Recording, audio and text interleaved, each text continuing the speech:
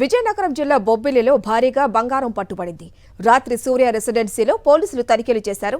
రాజస్థాన్కు చెందిన వ్యక్తుల నుంచి దాదాపు 4 కేజీల బంగారు ఆభరణాలు స్వాధీనం చేసుకున్నారు. భవేష్ కుమావత్, బరియా ఆనంద్ కుమార్ అనే వ్యక్తులను అరెస్టు చేశారు.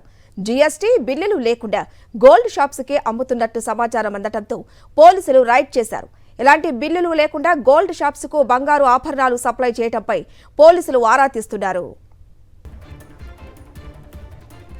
విజయనగరం జిల్లా బొబ్బిలిలో భారీగా బంగారం పట్టుబడింది. రాత్రి సూర్య రెసిడెన్సీలో పోలీసులు తనిఖీలు చేశారు. రాజస్థాన్కు చెందిన వ్యక్తుల నుంచి దాదాపు 4 కేజీల బంగారు ఆభరణాలు స్వాధీనం చేసుకున్నారు. భవేష్ కుమావత్, బరియా ఆనంద్ కుమార్ అనే వ్యక్తులను అరెస్టు చేశారు. జీఎస్టీ బిల్లులు లేకుండా గోల్డ్ షాప్స్కి అమ్ముతున్నట్టు సమాచారం. పోలీసులైతే రైడ్ చేయడంతో ఎలాంటి బిల్లులు లేకుండా గోల్డ్ షాప్స్కు బంగారు ఆభరణాలు సప్లై చేయడంపై పోలీసులు ఆరా తీస్తున్నారు. మరింత సమాచారం మా ప్రతినిధి యుగంధర్ అందిస్తారు. యుగంధర్, విజయనగరం జిల్లా బొబ్బిలి పట్టణంలోని గత కొద్ది రోజులుగా పోలీసులు విస్తృతమైన తనిఖీలు నిర్వహిస్తున్నారు.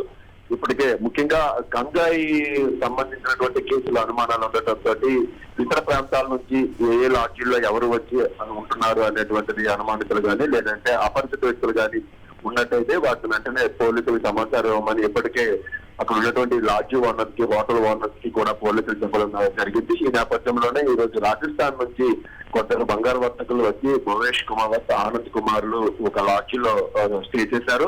వాళ్ళ దగ్గర దాదాపు 4 కేజీల బంగారు ఆభరణాలు ఉన్నాయి. ఈ బంగారు ఆభరణాలన్నీ స్థానికంగా ఉన్నటువంటి బంగారు షాపులకి వీళ్ళు విక్రయిస్తున్నట్టుగా ఈ పట్టుబడినటువంటి ఇద్దరు కూడా చెప్పడం జరిగింది. అయితే దానికి సంబంధించిన ఆధారాలు అంటే ఎక్కడ కొనుగోలు చేశారు, ఎవరికి అమ్ముతున్నారు అనేటువంటిది ఎక్కడ కూడా ఆన్ పేపర్ అనేటువంటిది లేదు. జీఎస్టీ బిల్లులు కూడా లేకపోవడంతో పోలీసులకు అనుమానం వచ్చి వాటిని కేసు నమోదు చేశారు.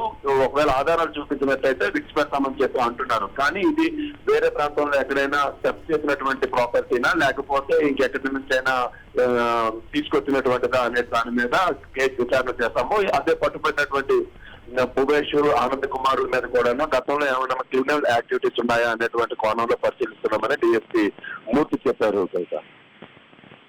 Thank you Yugandhar.